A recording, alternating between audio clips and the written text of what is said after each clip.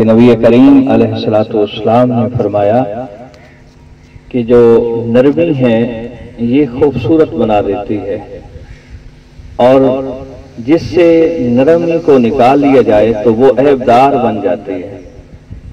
اب محدثین نے فرمایا کہ اس نرمی سے یعنی جو خوبصورت بنا رہی ہے اور اگر وہ نکلتی ہے تو عیبدار بنا دیتی ہے، اس سے مراد کیا ہے؟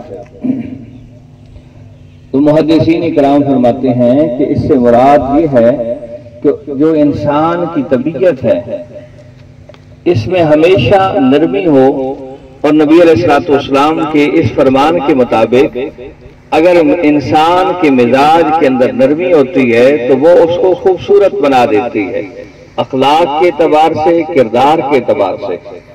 اور اگر انسانی مزاج سے نرمی نکل جائے تو وہ انسان کو عیبدار بنا دیتی ہے۔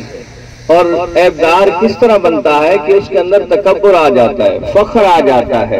تو یہ جو تکبر اور فخر ہے جس کے بارے میں نبی علیہ السلام نے فرمایا کہ جس شخص کے اندر ایک رائی کے دانے کے برابر بھی تکبر ہوگا وہ جنت نہیں پا سکتا۔